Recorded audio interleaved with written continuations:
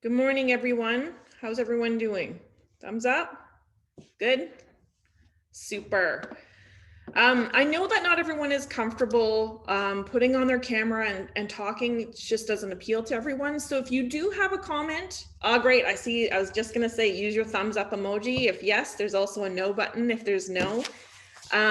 You can engage that way. Also, feel free to put anything into the chat box you like. If you want to respond to something, put it in there. We'll capture all the comments that we can in the chat box as well too. If you are worried about not having time to process what's going on, at the end of the day, we're going to provide an email. If you think of something coming up in the coming days and you want to share that, send a message to that email chat or to the email address, and we'll be able to provide that into the report.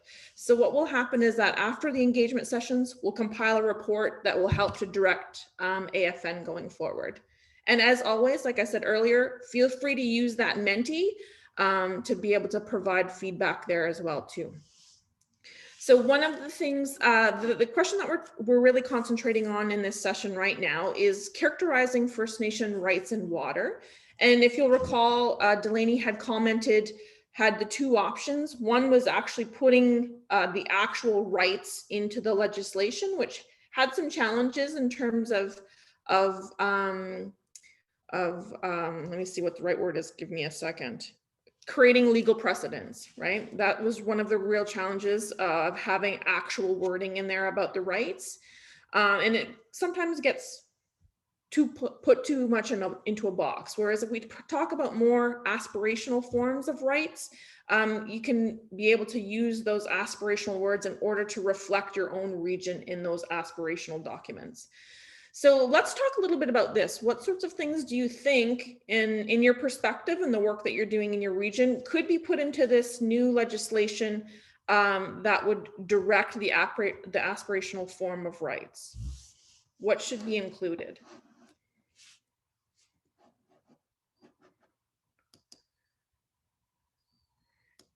Is there anyone here who would like to go first?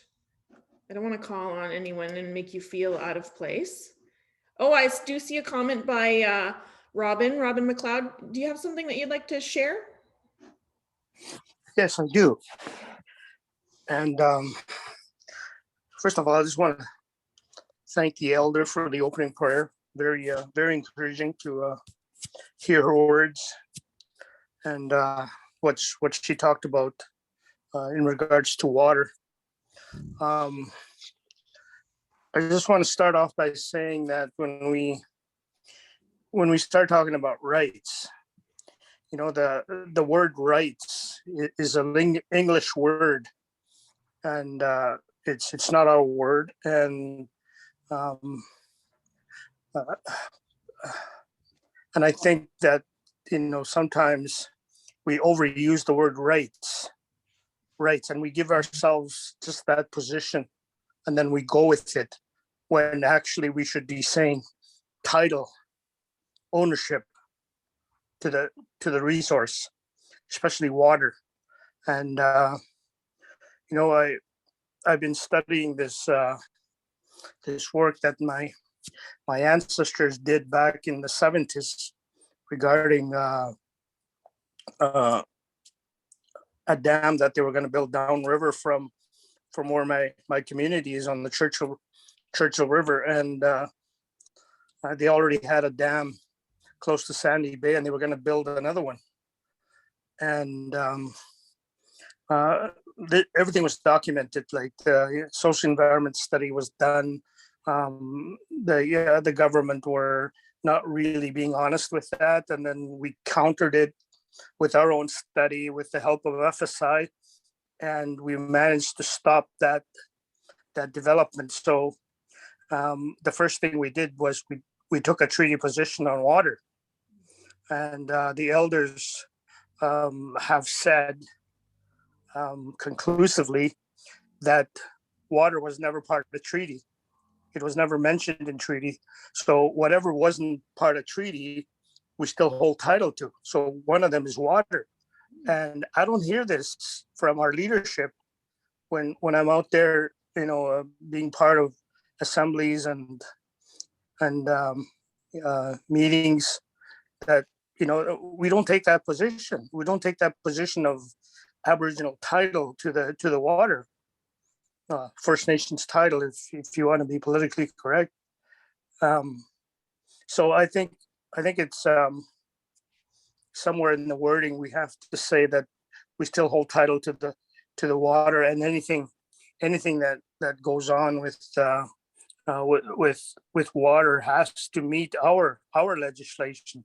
So we got a lot of work to do to create our own legislation, because once we create that legislation, then we have a place to negotiate from with our treaty partners.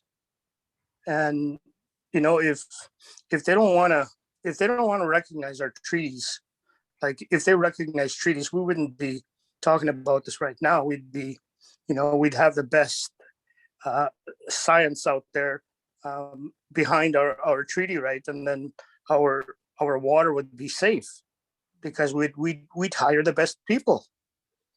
So these loggerheads that we're experiencing is because of their refusal to acknowledge our right. They seem to have taken that title away from us, and they possess it now. And there's nothing that says that they do have the title. So we should be challenging them, challenging the federal government to come up with that document that says they have underlying title to the water and to the lands. So I know maybe I sound like a politician, but I'm not. I'm a technician. But I've been involved with issues on water for a very long time. Ever since I was a little kid, I was raised on the Churchill River. So I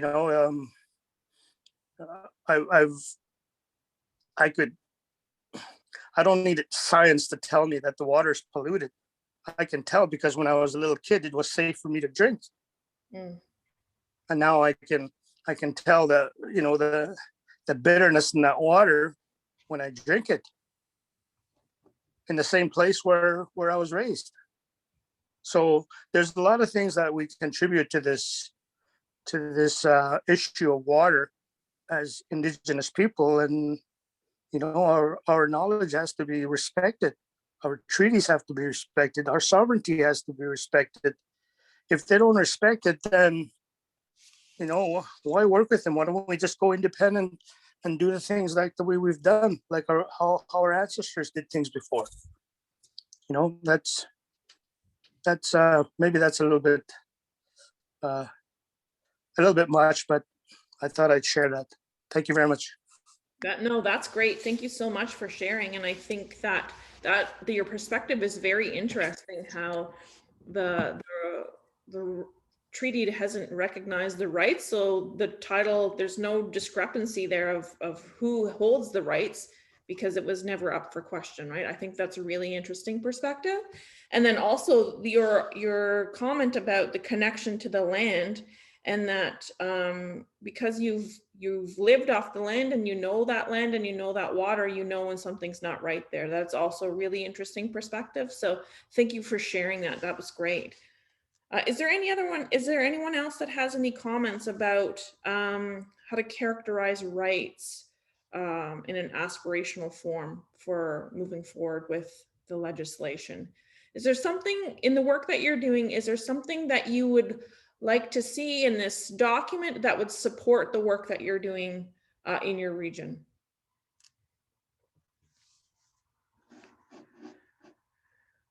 Who is currently working in a capacity? Do we have any water plant operators in this group? If you can just either raise your hand with your video, or we've got one water plant operator there. That's great. Is there any other water plant operators? Would you be open to, great, two water plant operators? Would either of you be willing to kind of share some comments about what you think this legislation should include that will impact your work in the community, in actually doing the work in the water plant? Do you have any ideas there? What are some of the challenges that you're experiencing now with the current legislation in terms of operations? I'm from Pipewat First Nation. My name's not Jack. I'm Marnie. Oh, Jack is on a different screen. We have two links. I'm in a different location. He's at the water plant, but we're both operators. okay. We struggle in our community. Like I'm on Pipewat First Nation. We live in the valley, and we have rebuilt our plant in the past 2 years. We lost the other plant to fire. So in the past 2 years, we've been a part of the replanning, the rebuild, the construction, the federal government and the funding and all this stuff. But a lot of it boiled down to funding, and that being scrutinized throughout that whole period of rebuild. There were a number of times that I had to give tours to ISC officials on why we spent these dollars on this and why we did this and why we did that. Our well had failed twice during our rebuild. And it was a lot of question of why. Well, it's nothing that we did. It just happened. A pipe broke, and that came down to our world. Mm-hmm. So I gave, I think, 2 or 3 tours for ISC officials on why we were spending in different parts. That being said, we have a beautiful plant. We are a biological plant now, and that cut back on chemicals and so forth. So it's something new that we're learning. But also on the forefront, we struggle with overall just funding to get things done. As water operators, we start at minimum wage. I've been there for 4 years, and we start at minimum wage, and they only make enough funding for one operator in that plant. It's a 365-day job. It's 7 days a week, 24 hours a day. You know, we could get called in the middle of the night, and we're there till 3, 4 o'clock in the morning. And in the past 8 months, we worked right through COVID because, of course, we're all essential workers. And so working right through COVID, at one point, I was by myself for 2 months because there was no funding, and the funding kept coming into question to hire a backup operator. So in your description of your legislation, there's a lot of big words that I don't understand. I'm not that intelligent, you know. I have to Google a couple of them. But anyway, it boils down to not only our rights, and I appreciate what Robin McLeod had spoken about. I truly do appreciate it. But I agree with him.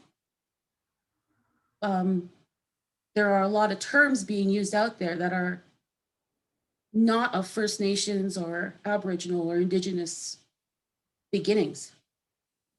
They're at ISC level.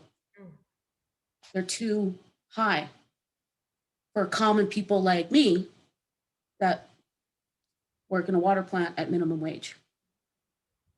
First of all, thank you for sharing that, Marnie. That was really helpful information. And I just want to make a couple of comments on something that you said. And if you ever have any questions about terminology you don't understand, please pop them in the chat and we can clarify. Mm-hmm. But I don't want you to ever feel like that you are of lower understanding, because as you said, the ISK officials had to come in and you had to show them your knowledge is just as valid. It's just in different areas. We all have different areas of knowledge, and I think that's why we all need to work together so that we can provide the best things for our community, because we all know in different ways, right? So I just want to thank you for the work that you're doing. My uncle is actually the water plant operator in my community, so I totally understand. I totally understand. It is a valuable and needed position, and we value people like you that do this difficult work, that are there all day, every day. And really, you're going to see a video later in the day that talks about capacity, and will really validate exactly what you said. So thank you for your comments. They're really valuable. Was there another question or comment that somebody had? Do you think that, so just going back to what Marnie was saying, if you raise your hand, if you have your video on, or use your emojis, do you think that that the terminology of funding needs to be an aspirational form or an aspirational word that's put in the legislation? Do you think funding should be in there, or how do you think that words can be used to address funding in this document? And Amy, can I just jump in for a second? I just saw a comment from Trina in the chat, and I just wanted to say that please, yeah, and I'm gonna address that, but please feel free, even if you're not super like super comfortable with some like the legal words, feel free to ask, because I think it's all a learning process as well. And I think it's honestly better to come into this discussion not being super familiar with the legislation, because like I've been looking at this for years, so I'm super like interested to hear like a different perspective, because I think that's what's really needed at this point. So please feel free to share anything you want. Don't have any, like, don't feel embarrassed because you don't know, because I think this is the whole point of this. And to just kind of address, because so yeah, in a preamble will be kind of what comes before the actual body of the legislation. And what Amy was saying, like an aspirational form would be kind of goes along with that, right? So it's not actually in the body and the text of the legislation, but it's kind of to set out from the start of kind of what the point of this legislation is. And when we talk about non-abrogation or non-derogation, it kind of just means that any sort of agreement, whether that's law, or like whether that's Section 35, or whether that's treaty, or whether that's any agreement that a nation has with the government, this won't interfere with that. So nothing that we do in this will, because we were saying there's non-abrogation, non-derogation, nothing that moves along with this would ever interfere with what a nation already has set in stone with the government. So I just wanted to make sure that that's clear as well. Does that make sense? Does that clarify? So it's just not to impede, non-abrogation means not impeding with other works that you already have in place, or other things that you're doing in, there's another word that's used, and I can't think of it at the second, but if I remember, I will bring it up. Essentially not to conflict any work that you already have in other agreements that you're working with the government on. So yeah, so as Delaney was saying, what sorts of foundational vision can be put into the work to move forward that can help to address some of the water problems that are you're facing in your community? One thing that I wanted to bring up that I pulled from what Marnie was saying was this idea of respect, and respect for knowledge in the community, right? And I've heard this a lot from different engagements. And the reason I bring it up was when Marnie was talking about having ISK members come to do tours, and she was the one that's having to explain, there should be a level of respect of the knowledge that's happening on the ground in the communities, or governance, or wherever that's happening, that just because that there has to be some level of respect for that knowledge. Would everyone agree with that?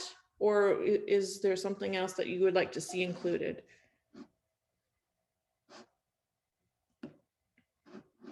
Who, if you can either give a thumbs up or a thumbs down on that notion of respect, do you think that is something that should be included in that aspirational form of the document?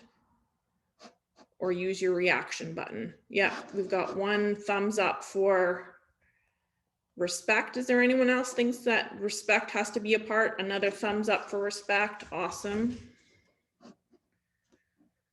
And when I mean respect, yeah, respect from the government for that community-based knowledge, right? Yeah, great. What about capacity? Do you think capacity needs to be an aspirational part of the document? Meaning in community capacity or in operational capacity? Or even governance capacity? Thumbs up there, great. Thumbs up, okay. Thumbs up. So I have a comment here. So basically any new legislation would not be linked to current agreements that currently exist. And what is an example of an aspirational statement? So an aspirational statement could be, let's take UNDRIP. Like there are many statements in the United Nations Declaration on Indigenous Peoples that are aspirational. So an aspirational statement for this water legislation could mean that, could be that the federal government will work, and the federal government and First Nations communities will work collaboratively with respect, will work collaboratively for building community capacity. What else could be? Essentially, these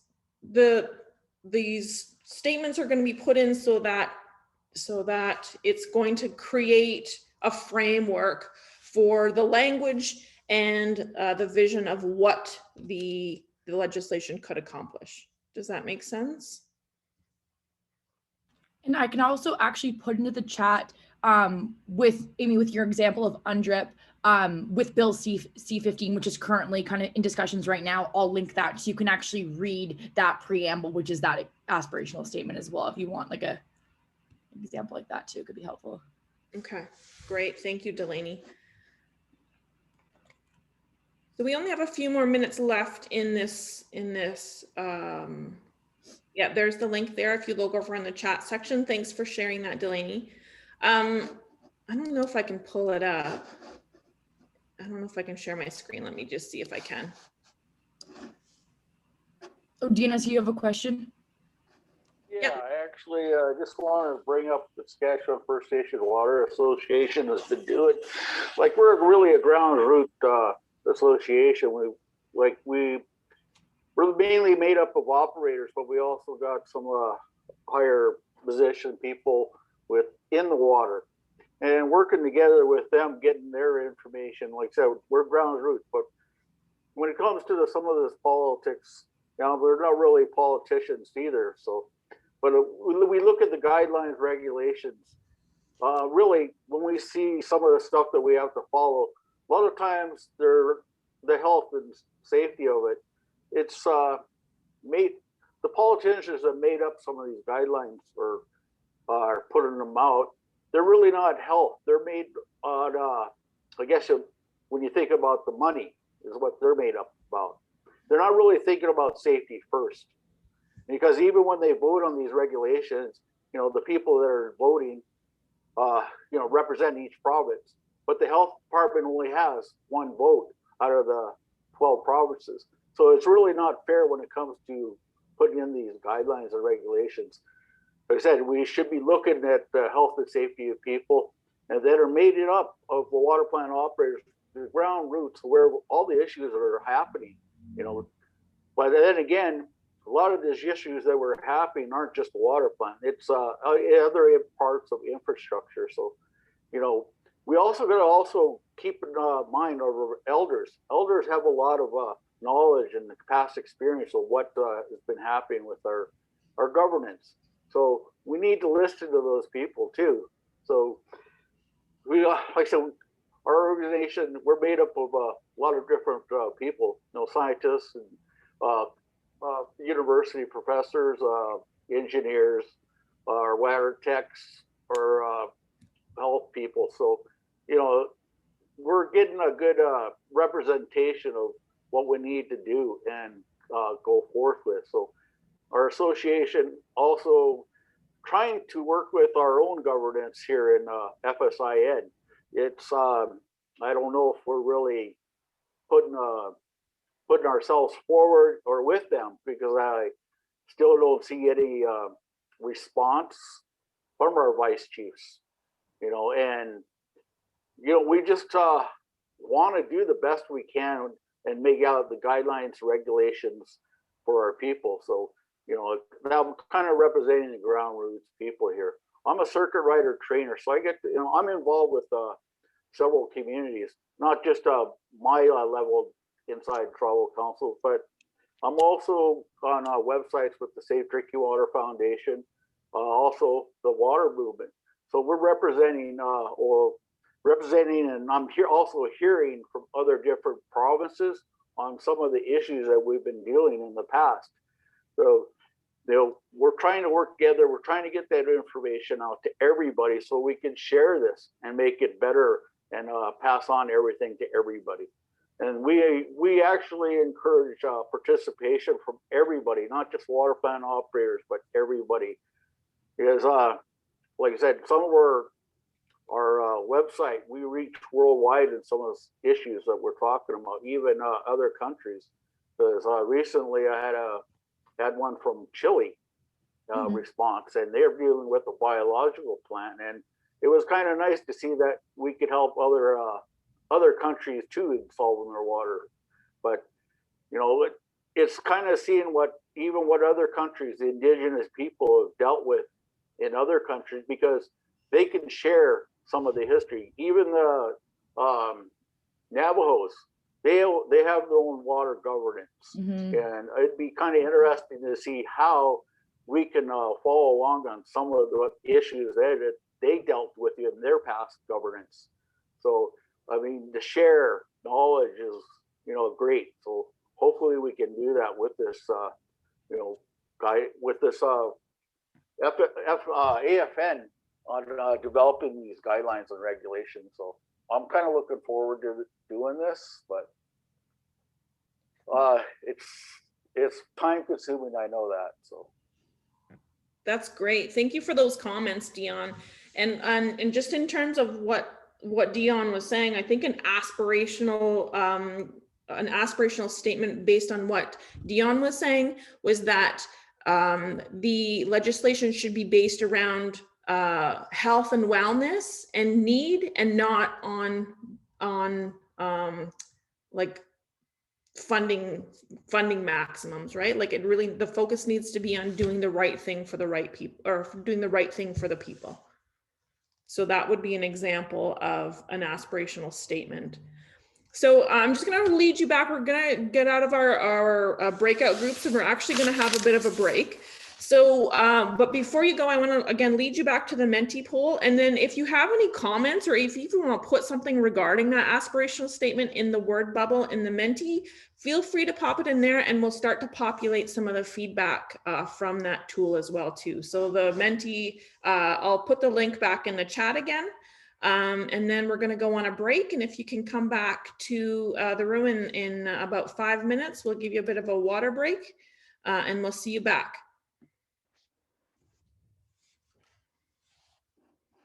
Okay, I think we've got everyone in here. I'm just going to pull the chat box up in case anyone has any questions. Is there anything that needs clarification from the options or from the video? If not, there's the question again there. Can I just get, is there anyone that thinks, and again, this is from your perspective, and there's no wrong or right answer. Is there anyone in the chat or in the session that thinks that status quo is the way to go? If you can just raise your hand or give a reaction, yes or no. Is it possible to get the slide down so I can see the whole group? Thank you. So just to give a reaction, yes, if you look on the bottom, there's a reactions button. Either press yes or no. Is status quo good for you? Does status quo work for the work that you're doing? No, no, no. Or you can, I think is there a maybe?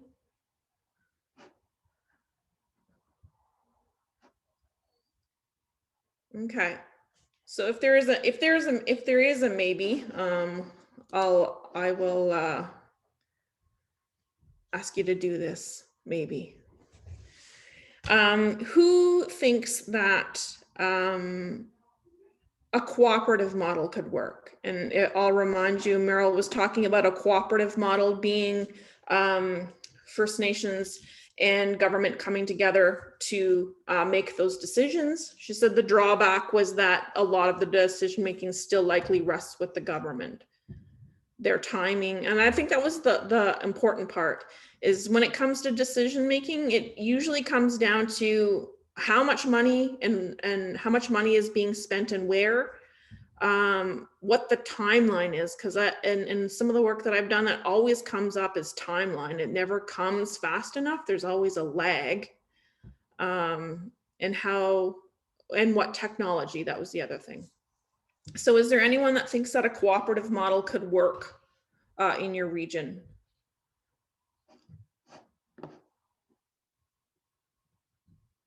Is there any comments? Anyone have any comments?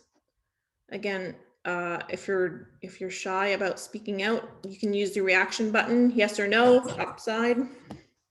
I've got some comments. This is Robin McLeod. I couldn't find that button to raise my hand. Disappeared on me.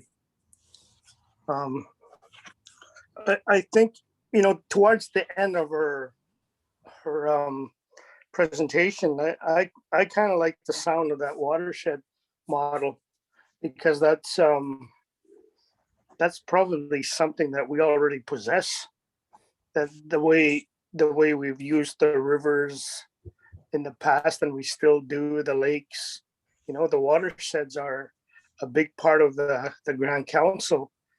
We've got about 3 major watersheds within the Grand Council, but there's other ones that kind of link up to others. So I would suggest that we use that watershed model where AFN would have a role, but a specified role, maybe training. She talked about bringing in new technology. That would be the role of AFN, and sharing knowledge, like hosting conferences.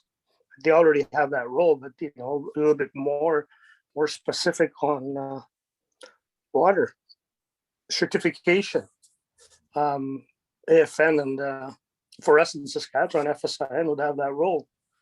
And then I started thinking, we have a gentleman that's here with us that has that water the water group. I think, is it an authority? But anyways, I think we should have a water authority under the First Nations watch, because Saskatchewan has given themselves that role of water authority, and they're all based on the watersheds in Saskatchewan. So I think we need to have that as well, because we live in these watersheds. We use those watersheds.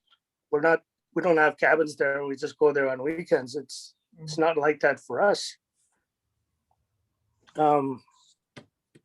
So if we did have some kind of authority where a lot of the decisions will be made, it should be a chief's body where the chiefs make all these decisions. But underneath the chiefs, there'll always be a technical group, a technical working group working on the mandate coming from the chiefs. It's almost like creating an extra commission under the FSIN, and that would work as well. But the major decision makers are the chiefs or councillors coming from each First Nation. The model is already there. We just need to expand on it just a little bit and be more specific to water. So that would be my suggestion. I like that. I really did like the sound of that towards the end. I don't know if anybody else would agree with that. Thank you. Is there anyone else that likes that concept of the watershed authority? Yeah. Dion, did you have something to say? Yeah. We're talking about our association. That was kind of one of the things that we're kind of working towards.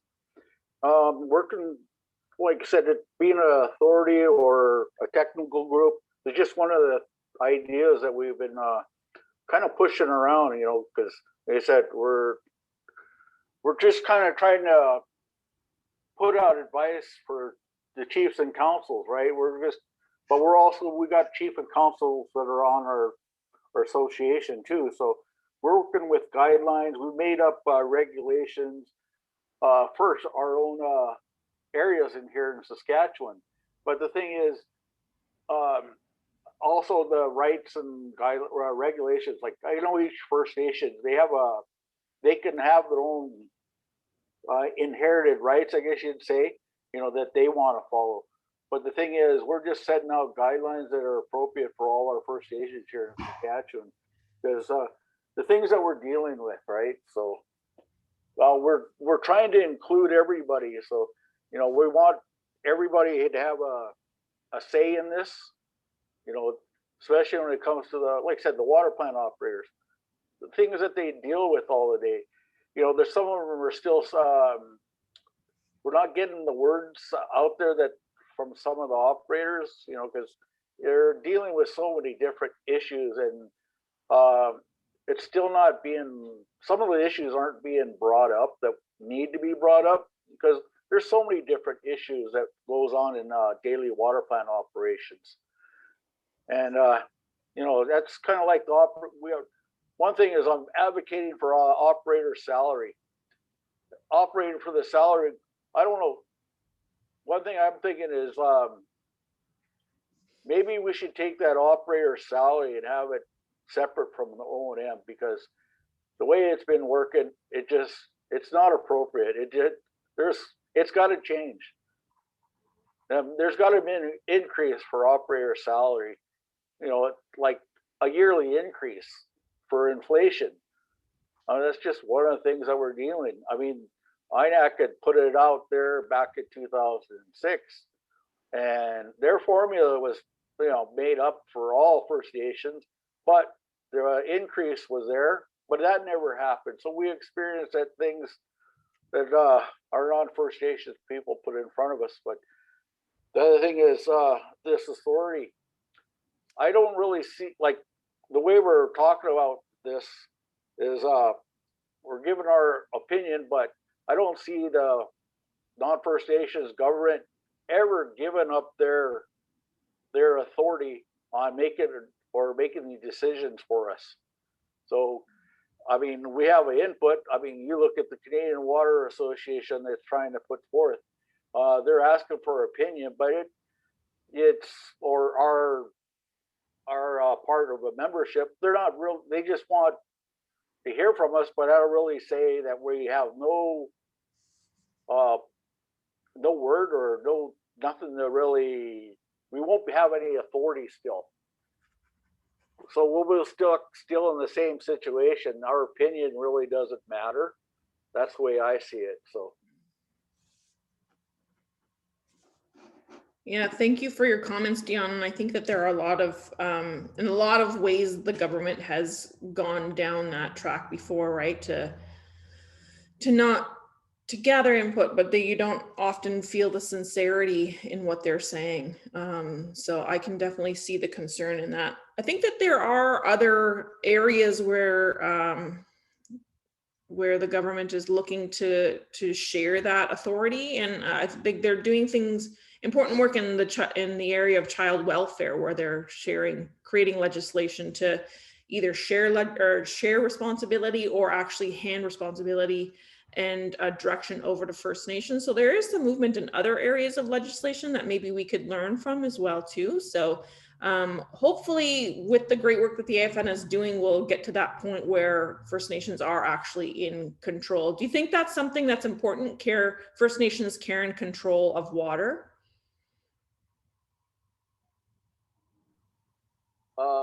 Say that again. Do you think that it's important for First Nations to have care and control of water? Well, of course, we talk about our inherent rights, right? We have our own things that we deal with in each First Nation community. So, yeah, we have to really protect that. You know, as First Nation people, we are the caregivers of the land. You know, and we've seen environmental changes, climate change. You know, over the years of history. What have they done to really make any changes? We've been talking about this as a First Nation people for decades about taking care of the land, and the white man has failed us. So I think, like I said, what we should do is stick up, and you know, the environmental, we need to take control of that. You know, we really have to step forth and try to do a better job. Great comments, thanks. Kevin, I see your hand is up. Did you have a comment you wanted to make? Yeah, just a bit of context, I guess. Like in Saskatchewan, we're a little different than other regions in that we have a very highly developed governance structure. It's a multi-level governance structure. It's been in place since '82. That's when the Convention Act first came in. For that reason, I mean, discussions of governance might be a little bit different. You know, one thing that maybe didn't get mentioned in this session that I think is relevant from the first session is the idea that there are gaps. You know, like we have this First Nations Safe Drinking Water Act that's been on the books since 2013, but it hasn't been implemented. I mean, rather than get into all the issues with it, I'll just maybe remind people that as part of that, there was an initiative from, I guess it was ANSI at the time, to develop regulations. That kind of went by the wayside because the act was kind of shelved. There's a change of government, but you know, the gap remains, and it's pretty obvious that a lot of the issues are allowed to continue because of the fact that these existing the codes and protocols, guidelines that ISC has for water are just inadequate. They just don't do the job. So this was kind of the impetus for us developing, putting together a group, coordinating it at FSIN and developing our own regulations. So we have, you know, drinking water regulations and wastewater regulations. So, you know, rather than look at trying to put a whole new level of governance on there, just, you know, using the jurisdiction that's already established in the lines of authority, delegated authorities that are already in place in Saskatchewan, and just filling those gaps, you know, and just strengthening that First Nations jurisdiction. That's generally, broadly speaking, that's been the approach. So, you know, these pieces are in place, understanding that, you know, there is some concurrent work happening at AFN level, which needs to happen. You know, it's basically up to, you know, the First Nations. That's where we get our direction from as to what they want to do. You know, these tools are in place. You know, we'll just kind of, you know, just make them available just based on the recommendations of, you know, leadership and technicians here. So, you know, with that said, like I'll just I'll raise one other point. When we originally worked on, I was part of an AFN working group on repeal and replace of the Safe Drinking Water Act. It was actually co-development was the phrasing used at the time. This was, I think, 2018. One of the some communication that was shared from ISC, it was Chad Westmacott. He shared some, the AFN was Caleb Bain at the time. He shared some communication from Chad at ISC saying that, you know, he wanted to manage the expectations of First Nations involvement in you know, repealing or replacing this Safe Drinking Water Act. And so, you know, it's pretty clear, you know, it's going to be kind of an uphill thing to do anything substantive in this area. For that reason, you know, it might be beneficial in a place like Saskatchewan to use these existing lines of authority and strengthen them through just doing our own thing. You know, we have a long history of being able to accomplish things, you know, because of our structure. There's a lot of solidarity and unity in there. You know, it might make sense in the long term just to use that strength and, you know, be able to just, you know, create the change, you know, through discussions with our region and headquarters along those lines. So, but again, you know, like I'm just speculating. You know, we'll just keep working on these engagements and our you know our tools to close these gaps that we've noticed in the regulatory you know sphere, and yeah, go from there. But so it's just kind of a bit of context for everyone, I guess, as it results, as it kind of pertains to this session. That's great. Thank you, Kevin. That's really helpful. So in terms of the legislation, do you think that an opt-in clause should be included in there, and regions or First Nations have their decision making to opt into it if they want to? I would say, I mean, yeah, like I don't think you're going to get any support for anything prescriptive, you know.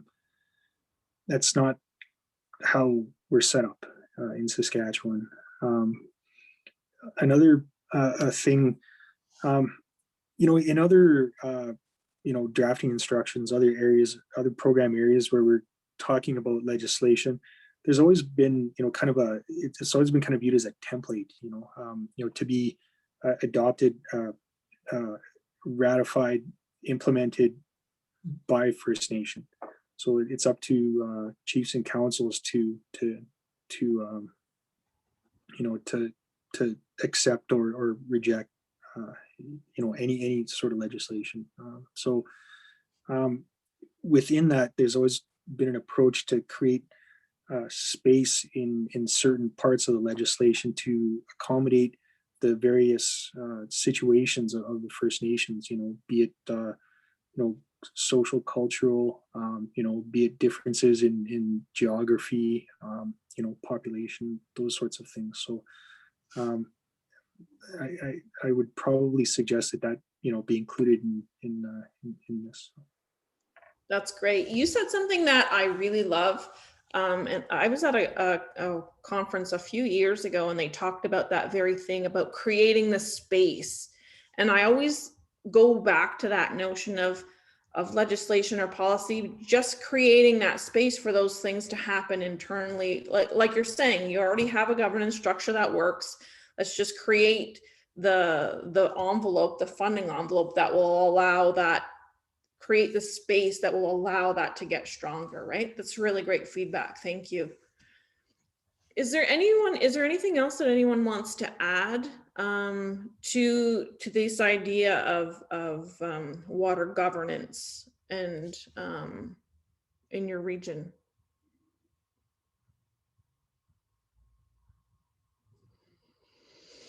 I really appreciate the time that you're taking with us and providing your feedback. Again, you're gonna get tired of hearing me say this. Feel free to go back to the Menti and provide your comments in the Menti chat, and also in the chat box as well too. We are going to take a break, and we're going to come back to the main plenary session at 1 o'clock. So everyone enjoy your lunchtime, have some water, have a good drink of water, and enjoy the break. Thank you.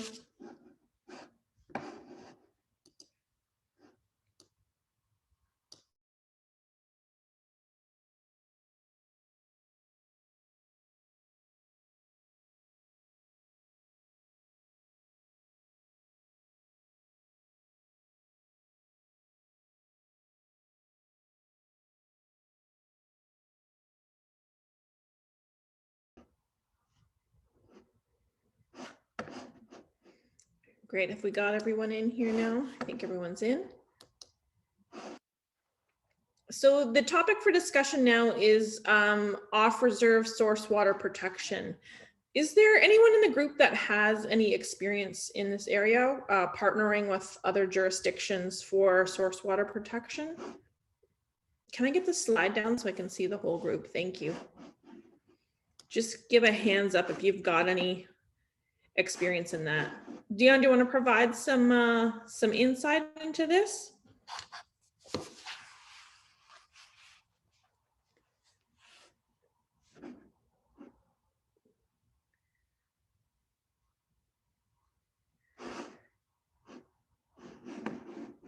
Oh, where'd he go?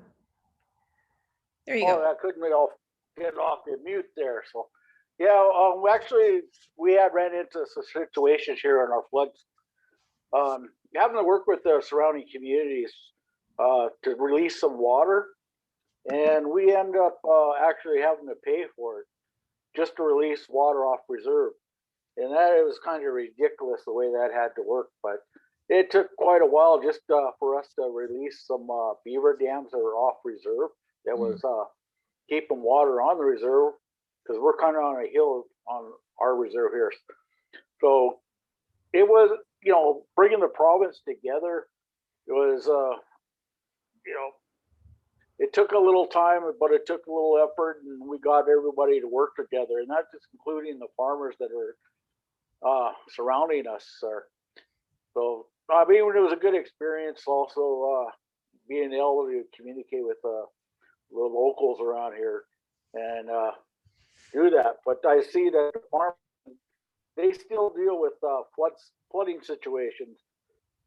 We have the Water Security Agency that's been kind of dealing with that. They're regulators, but they're not really policing or have anything to do with compliance, really. They kind of, when it comes to compliance, they push it off. And basically, who deals with that? And it's kind of something that needs to be dealt with. And it's not just First Nations, but also non-First Nations. There's been such other situations that even, I believe it was a pig farm that was had some runoff into our First Nations, and the province, there again, the province didn't want to deal with it. So it was just, how do we deal with these type of issues? We got to find a way to deal with that. So I worked with the watershed authorities actually before I started as a circuit rider, and you know, there again, we didn't really have the First Nations voice there, or we weren't being, I guess, being listened to, I guess you could say. But I got to see a good chance of what was going on in all the industry that was dumping into our river systems. So scientifically, it was pretty interesting to see, but really, even the province wasn't dealing with it. It's how do we do compliance? That's the thing, is how are we going to deal with this in the future? But it's just a question that's going to have to be dealt with in the future somehow or another, because I see that even the province still pushing to their side. So Thank you. Thanks, Dion, for your comments. A couple of points. I heard you talk about compliance, so that would be something to make note of in any kind of framework going forward. But also, I think the other thing that you had talked about was about enforcement, right? How is it enforced in multi-jurisdictions? Kevin, did you have something that you wanted to add? Yeah, just briefly. This idea of jurisdiction ties in a lot to some of the things that have been discussed in terms of that Canada Water Agency that's been proposed. The thing, though, is that what's been put forward by the people kind of leading the development hasn't exactly, I don't know what the hell the word is, inspired confidence, maybe, to put it kindly, in the way that the CWA is being looked at. Like, and the main thing is that the people developing CWA said that their intention wasn't to step on the toes of the provinces in regards to water. I think probably everyone around the table here knows of incidences where the province has just ignored or exacerbated water issues in terms of like drainage with farmers, or industry over using source water for First Nations. It just, like, the list goes on and on, just refusing to step in cases where First Nations rights have been impacted, because of the actions of people who are, clearly breaking, provincial bylaws, but they're just not even willing to do anything. So, I mean, that's the thing, like, jurisdiction is going to be key, but if you have one jurisdiction, let's say the province of Saskatchewan, or any of its agencies that is unwilling to deal with First Nations as an equal, the province basically is going to have to agree to be bound by something, whatever it is, or to agree to abide by the decisions of something. And it's going to take something federal, most likely, for that to happen.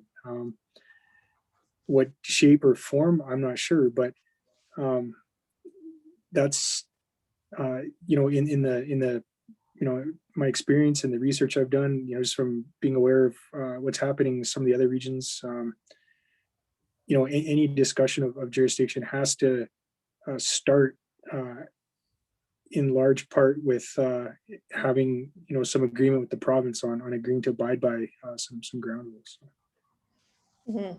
Great point. So do you think that the language in the framework should be maybe a little strong? I don't want to say enforcement, but like you're saying, there will be some provinces that won't necessarily agree, so the feds might have to take a bit of a strong arm on this. Yeah, I mean, whatever it takes, whatever. If you can do it with kind language, that would be good too, I guess. But in general, yeah, I would imagine this would be similar in Manitoba and Alberta as well. Just kind of a similar relationship with the provincial governments there that we have here in Saskatchewan. Interesting. Do you think it would make sense to talk about depoliticizing water? Does that make sense? Because I think that's kind of what's happening now, is that, again, if the framework is really about providing for the needs of people, then it has to be depoliticized, because the needs and well-being of people shouldn't be a political issue, in my opinion. But again, I'm just the facilitator, so I'd be glad to hear your points on that. Well, and this goes back to, the inadequate regulations that are in place. Well, there are no regulations really, right? It's all protocols, federal protocols and guidelines. There's nothing binding. So I mean, if you have good regulations in place, outcomes-based regulations, then my guess is that would probably help alleviate some of these gray area issues that are allowed to kind of persist, because no one wants to kind of shine lights in the dark corners kind of thing, so. Great comments. Does anyone else have any other comments that they want to make? Dion, I saw you giving the thumbs up about the depoliticizing the water. Yeah, well, I just think, like right from the beginning, I talked about the guidelines, regulations. They're political. We're talking money, right? We're talking things that influence money. But when we talk to the health and safety for these compliances, those decisions really aren't being, there's a secondary when it comes to the decision making. It's more about the money. So that's why I had to agree with what you're trying to say there. We don't always get what we need when it comes to the safety. So, like I said, we look at industrial. The industrial will come first before the water. Mm-hmm. Interesting. I'd be interested to hear from some of the operators that we have in the group.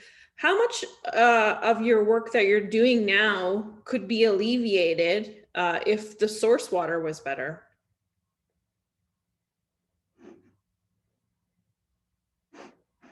Sorry not to put anyone on the spot, but I'm sure that the work of the operator becomes that much more difficult if the source water is much more contaminated.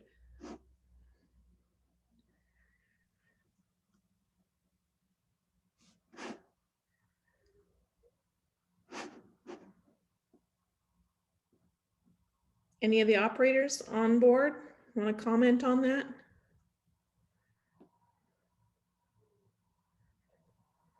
I'm a circuit rider, so I see all these types of water, source water that the communities are getting. Yeah, it would. A lot of our communities here in Saskatchewan are taking water out of the Hatfield, which is deep well aquifers.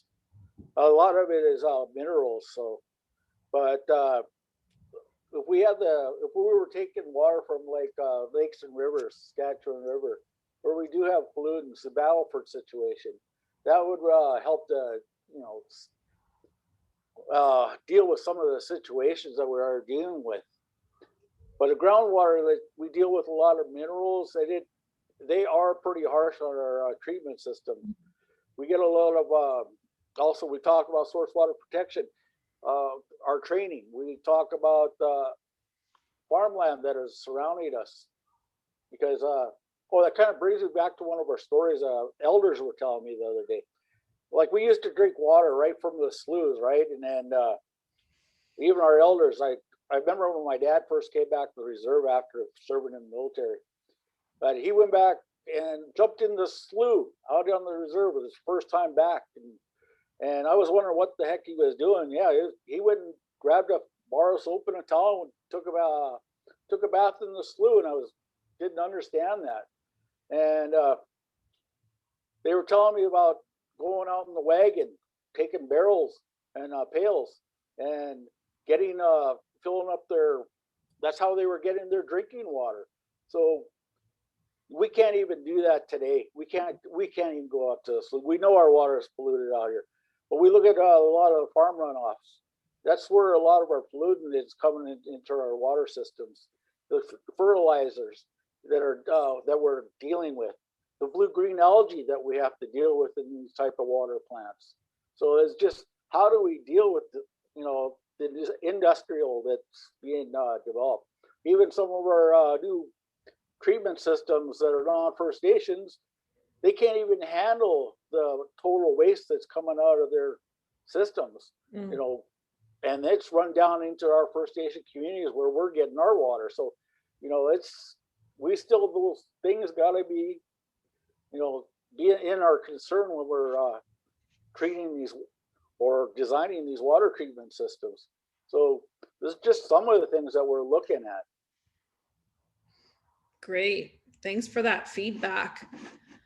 Is there anyone else that has any comments that they want to make? Let me just check out our time here. Okay, I think that we'll go back into the main plenary now. Like I said, don't forget to hit up the Menti. If you have any other comments that you want to share, provide them into the chat box as well. So I'll see you in the main plenary room.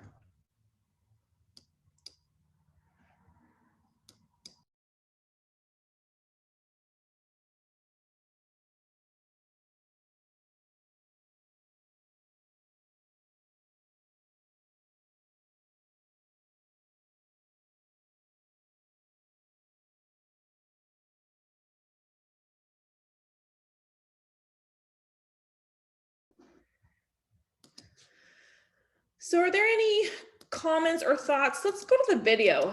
Were there any comments or thoughts? Can I get the slide down so we can, yeah, there we go. Thank you. Were there any comments or thoughts on what was heard in the video from Kevin Page? What are your thoughts on, again, one of the things that he raised in the video that kind of perked my ear up was the concept of funding formula. Is there anyone in the room that thinks that a funding formula works? Oh, I see some laughs there. I like that little haha emoji. Yeah, okay. Dion, did you have any comments about that? Well, yeah, he was actually, it was pretty good what he had to say there. So, but like I said, some of the things that we've been working on is operator salary. There is a funding formula for that, but it really hasn't changed. I think we have to work. That's something that should be separate from O&M. I said that again, but that's something that should be separated from O&M. But the thing is, we can work with that formula that is there, but there's still things that we need to change. But who's going to do that? We need people to speak up on behalf of our operators, right? So we need to get it out there. We don't have enough O&M funding. He's talked about all the things that we're looking for and what we need. Because really, AFN did their research. We're only getting 45% of O&M funding. So we know we need to get more funding so we can resolve some of our O&M issues. Not only that, boil water advisories. I see a lot of these boil water advisories, they're just going to come back as plants age. So, and it's also, they're not being, some of the times the maintenance can't get done and chemicals can't be bought. So we still run into these certain situations when it comes to funding. Also, with operators that are coming in, we have new operators that don't get funded until they're certified. That's the way it happens here in Saskatchewan, but in other provinces, it may be a little bit different, but that's something we have to work for with it. Training is an important thing that, we need to get all our operators up to the certification of their water plants. And that also would increase funding for their operators. Also, like I said, there should be more access to training for these operators. A lot of operators are being, when it comes to design or turn over the commissioning of these plants, a lot of times the operators are just given the plant with rarely just little bit of instructions how to run it. So we need to better train those operators when turnover is being done. Recognize what the operator is, dealing with also when it comes to the designs of these water plants. That's just some of the issues we can, when it comes to cost savings, we get, meet those needs that need to be done inside the water plant. Certain equipment should be there. Also, I talk about designs. We've come across so many designs that don't work in these water plants, but they really haven't communicated with the operators what they've dealt with. So engineers aren't really always making appropriate designs for these water plants. So there's a lot of money being wasted there. So, we look at some other solutions. Like I said, we need to start from the ground root, talk to the operator. And also this kind of, not just the operator, but we got to get managers more involved along with leadership so they can make these better decisions, because it does come to the politics of it. We can make better decision making. So communication really needs to improve from all areas. Great, thanks for those comments, Dion. Robin, I don't mean to put you on the spot, but I was wondering if you wanted to provide a comment on the funding formula conversation. Don't mind if I do. Well, going along the line of what the gentleman has just mentioned is the funding formulas have to be constructed properly, so they are properly funded, because that's probably where the majority of the work that needs to be done in order to maintain funding for O&M. So I would say that it has to be based on the salaries of these operators, because I've heard a little bit about this, and I'm just going to share a story with you guys from my community. We have public works, and the director had asked some of the people already on staff to get that extra training to be experts in running the facility. So they took it. The director took it, and only the director passed. Like it's a pretty hard test from what I gather when they were talking about this. And then the other two staffers were they failed, but they were given an opportunity to get retested. But these two individuals couldn't seem to pass it. These are my cousins. They they didn't finish high school, but that's probably not the reason why they couldn't. It's a very specialized testing, and the thing that really puzzled me with that was how come they're not getting a pay increase with this extra qualifications that they've just earned. It's so, to me, that's kind of a shortfall. That's probably, I would guess that it happens to most reserves. Some reserves don't even have these people taking those tests. So I know that some of the Grand Council communities hire people from the outside to come and do this work for them. So I think we have to keep those things in mind when we and it has to be us too to develop these formulas, because we understand what goes into the work, and there's emergencies as well that needs to be considered, because when something goes wrong with the system, then somebody has to get called to come and fix it. It might be the whole staff, or it might be just one person. So I agree with most of the information this gentleman just spoke of. Yeah, and definitely the gentleman from the University of Ottawa, he's bang on with First Nations need to get involved with the funding arrangements. It can't always be paternalistic. They got to understand that we're not animals. We have brains. We can function. We know how to use our hands. We know how to use our brains, and we can get this work done. We can decide what we need, and the new legislation has to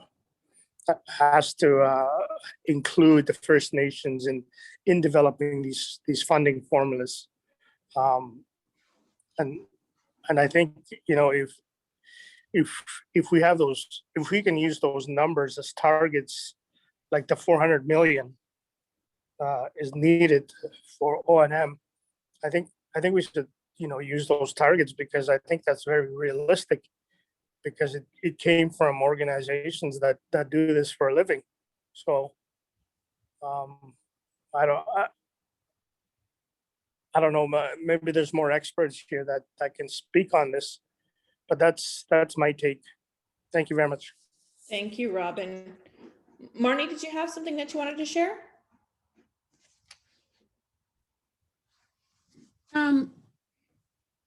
Listening to Dion and the video and Robin and his remarks, I think, and just from what we've experienced is,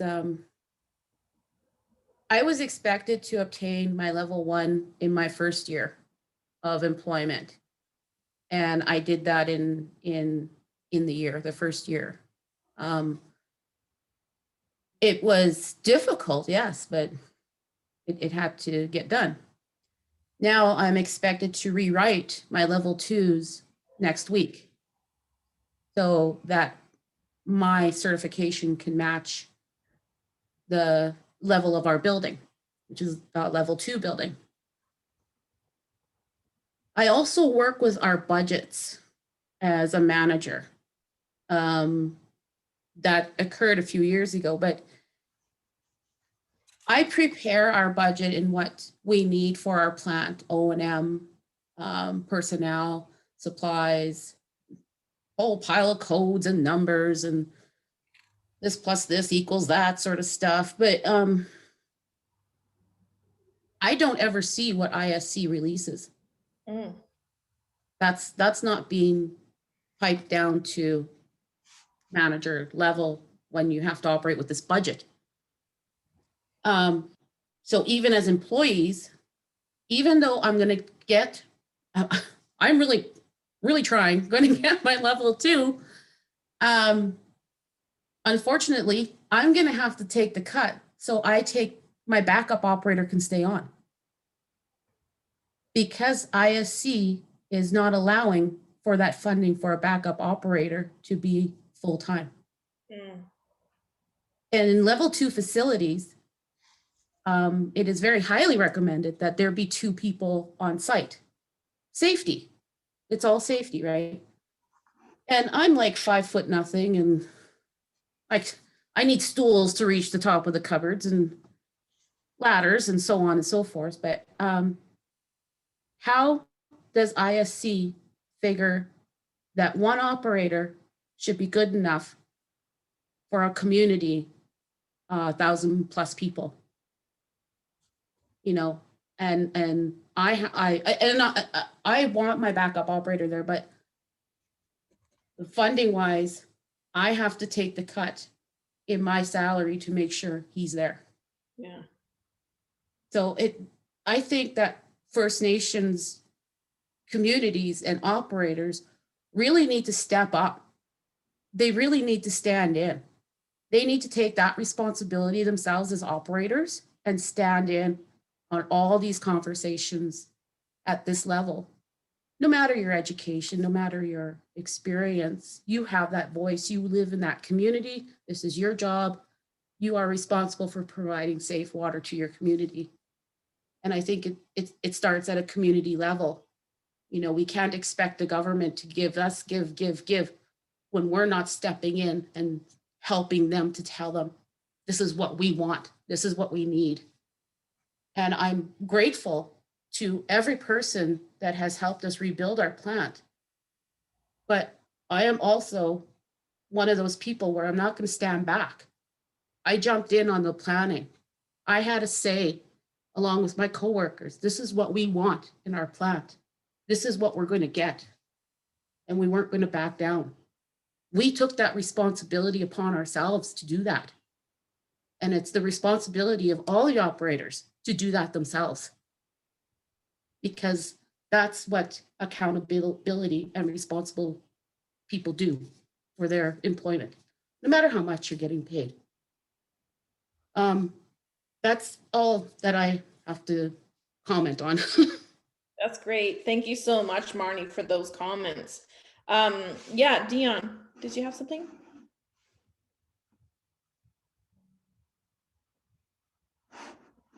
Me. Okay. Yeah, I actually had 2 responses to that. I know with the operator's salary is pretty depressing because I know with what Marnie's working with, I work with her too. So, but there's also operators that are not really getting paid enough because we got some operators are running 2 plants in their community and only, you know, like the salary is only getting paid for 1. So, and the backup operators expect to work the weekends. So, you know, it's really not appropriate. I think like they should be getting paid for each water plant. But the thing is, also, you know, their daily responsibilities. Each water plant has a different certification level. And we just put in biological water plants here with Marnie there, but we've had since 2002, we had biological water plants. But the province made their decisions on the biological water plants at certification level. So they only classified as a level 2.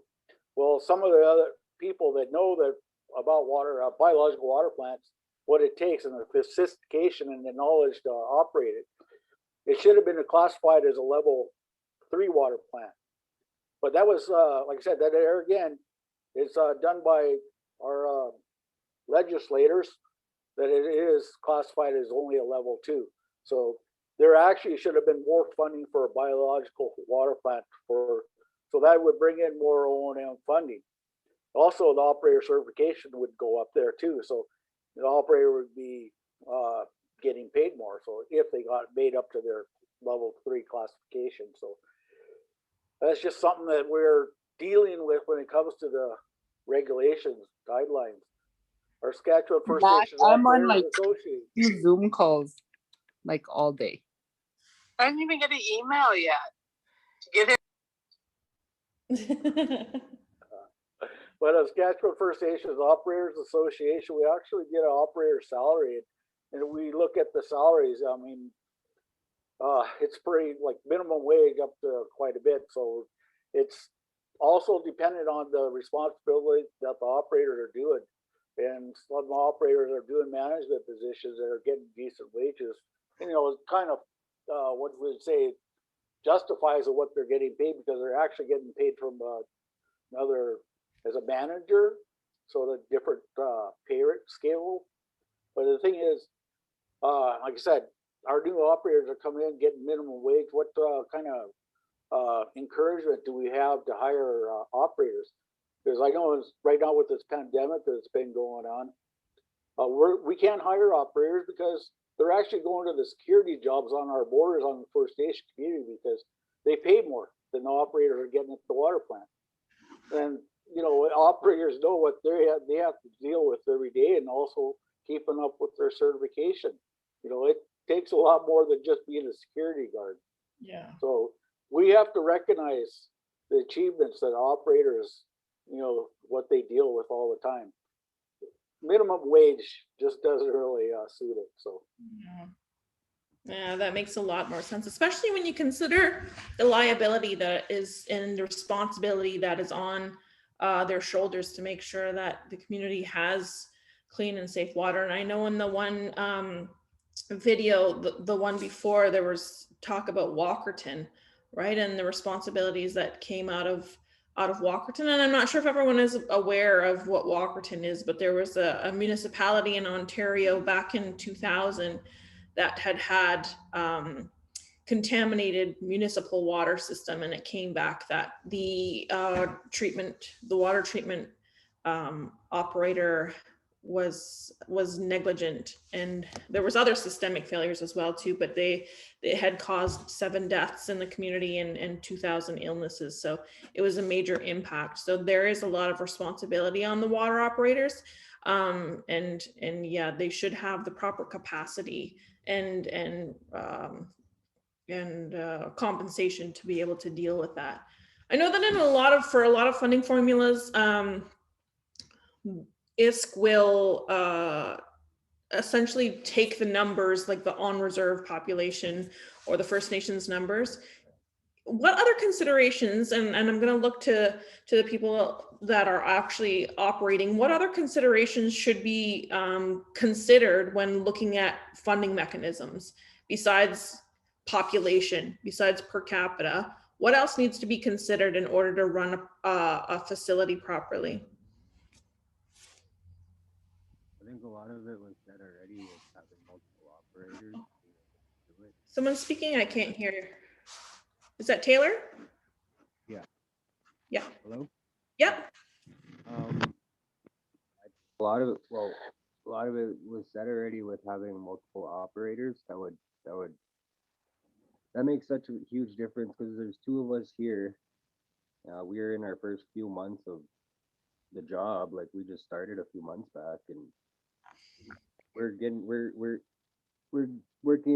taking all the steps we can right now to get towards certification. And I just think I can't imagine doing this alone, kind of thing. And like, I have me and my coworker, like, it goes great. And, just the thought of having a bigger water plant, a larger area, a lot more people, I can't imagine it. Yeah, especially if you're already under capacity, like if you're already dealing with more than you can, the thought of building it out and making it bigger is even more daunting, right? That makes a lot of sense. Yeah, like, I don't know. I agree with a lot of the funding, like to talk about the funding and having like, we've talked about this as like, I have a few friends and it's like, there should be a water team kind of thing out here. Like, it's not really just a position for one person. Like, that falls into more funding too as well. Especially what happens if somebody gets sick or somebody wants to go on vacation or anything like that, or even to go on training. It's hard to have anyone go on training because if you have to have one person there all the time, right? So Yeah, I had to be in isolation there for like 2 weeks, and thank God I had my partner there. You know what I mean? Like, I don't know what would have happened, and I just, yeah, it's really mind blowing that one person controls. You're only given enough for one person. That's just really mind blowing. yeah, it is too bad. So our breakout room is going to close. Thank you for all of your comments. We really appreciate all the dialogue that's happening. We are going to take a 5-minute break. So if you wanted to go hit up the restroom, we'll meet back in the plenary in 5 minutes. Thanks, everyone.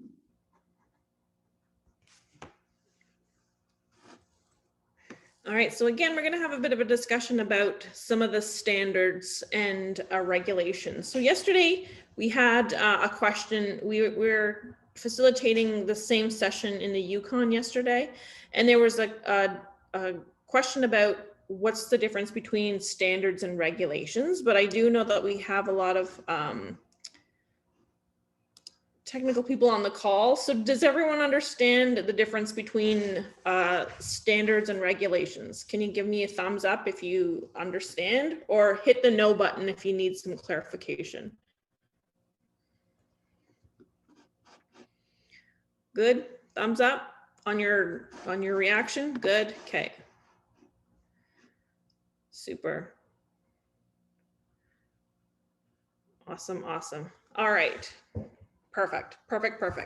All right. So what are some thoughts that you have on what should be or what could be standards at a national level and what could be implemented at a local and regional level?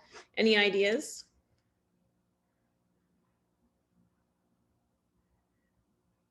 I'm going to be looking to some of the operators or some of the folks that have some more technical knowledge here of what could be implemented. Any ideas?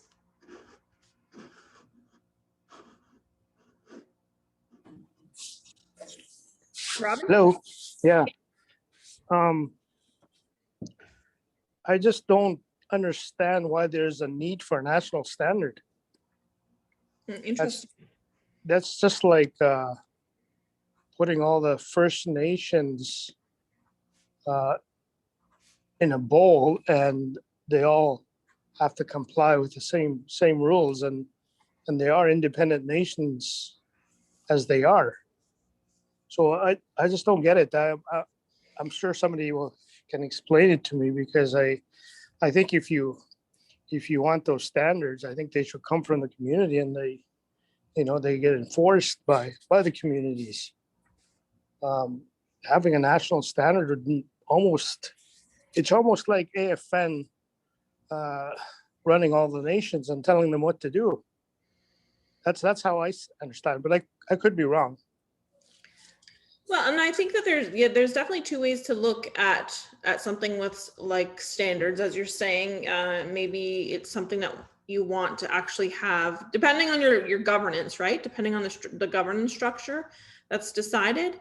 You might not want to have national standards. I guess on the flip side, the value of that, and specifically in terms of creating this legislation, would be that it's the government is being held to that standard for providing the capacity to reach it.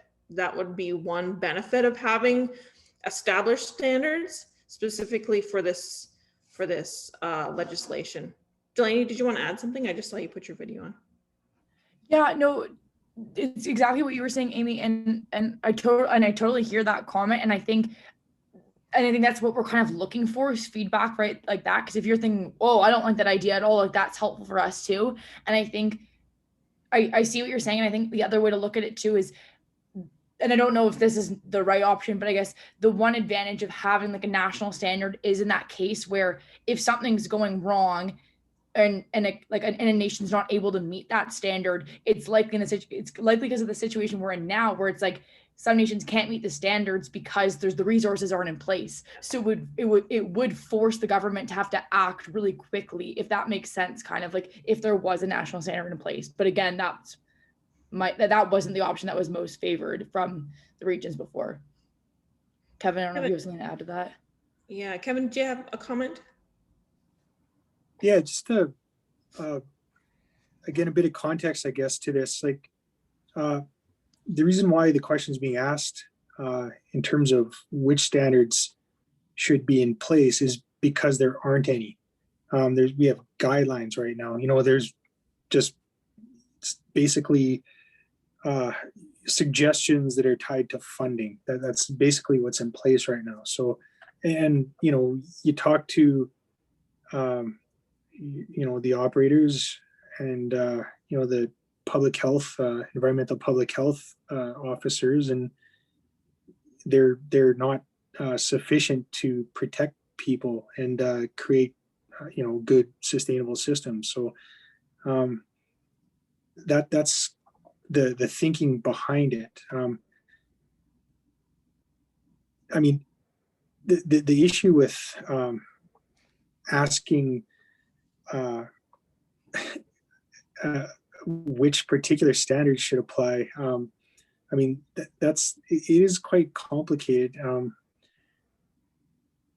because I mean, they do tend to change, right? Like there's new suggestions that are issued by Health Canada, fact based on new research. Standards change in other jurisdictions, and it kind of filters to Canada nationally.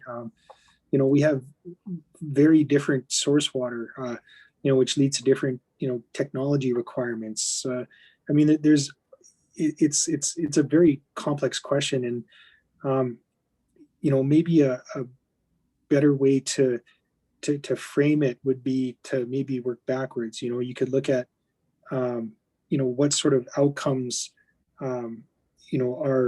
would be seen as ideal for First Nations once let's say this like a hypothetical replacement for the Safe Drinking Water Act is put in place. Legislation requires regulations. So in these regulations, that are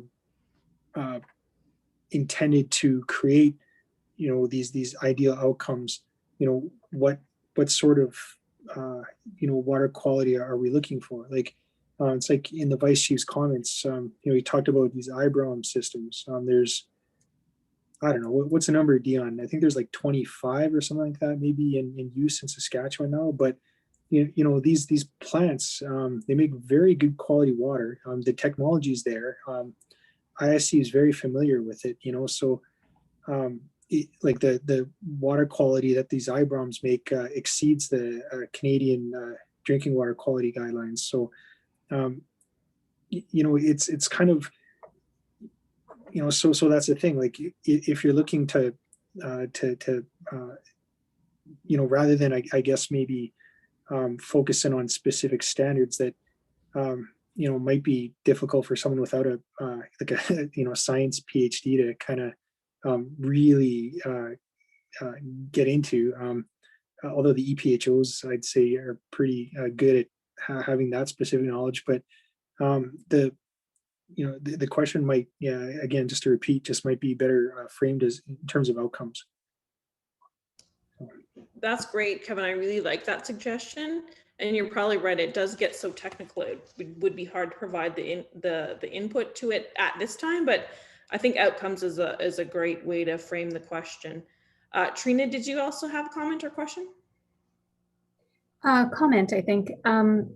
I guess when I'm looking at whether it be standards or guidelines or legislation, I come at it from the background of enforcement.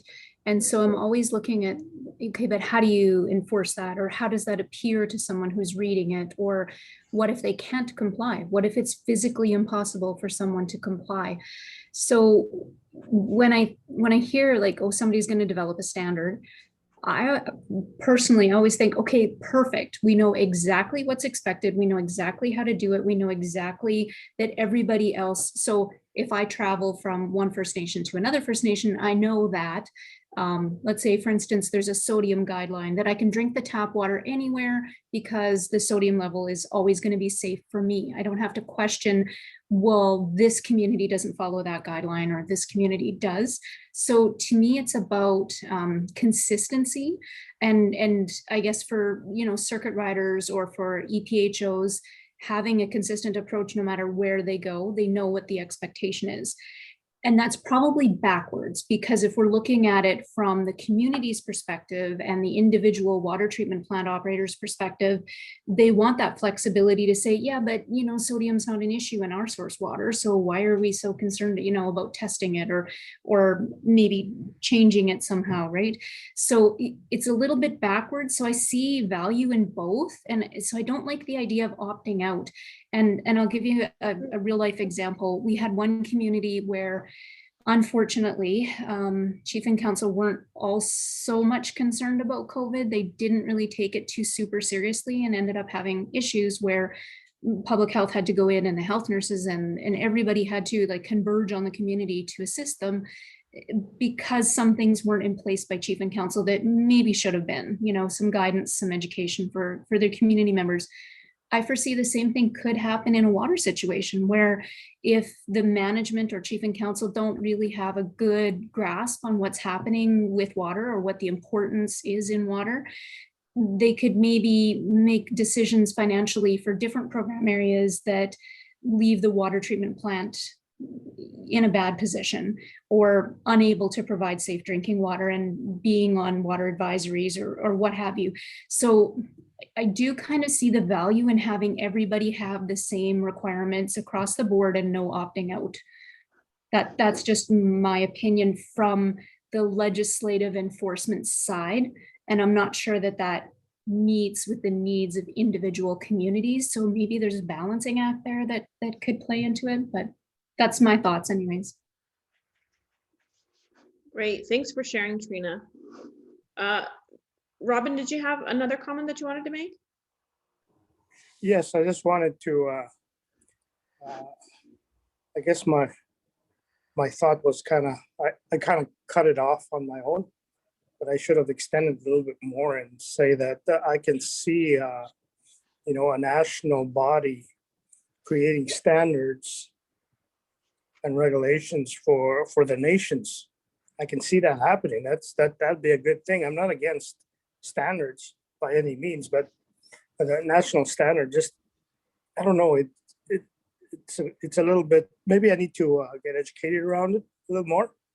I just can't get a grasp on it. But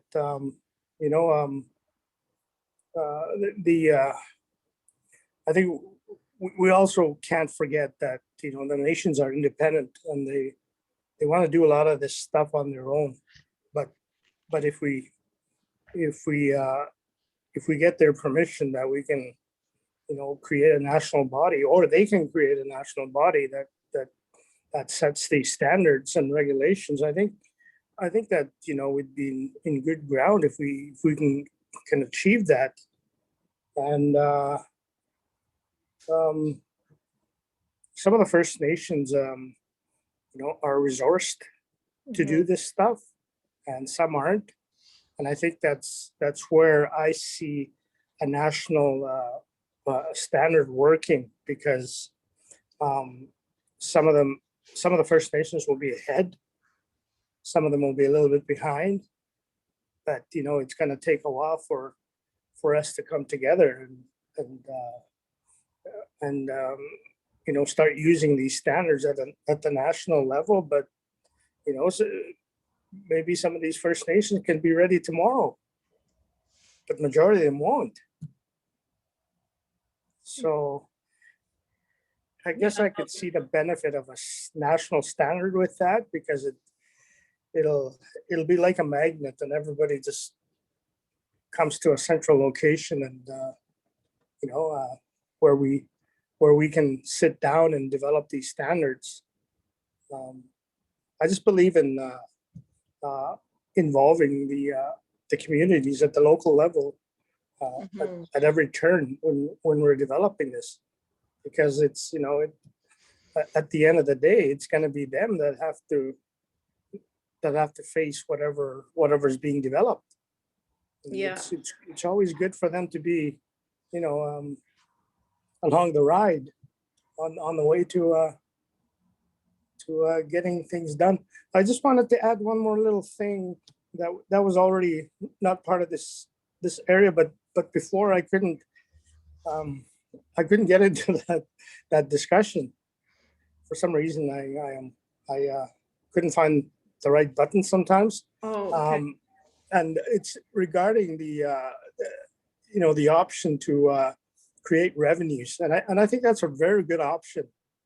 It goes to the direction of independence. Some people, like I just said, some people would be advanced in this, and they'd be selling water from their the water treatment plant.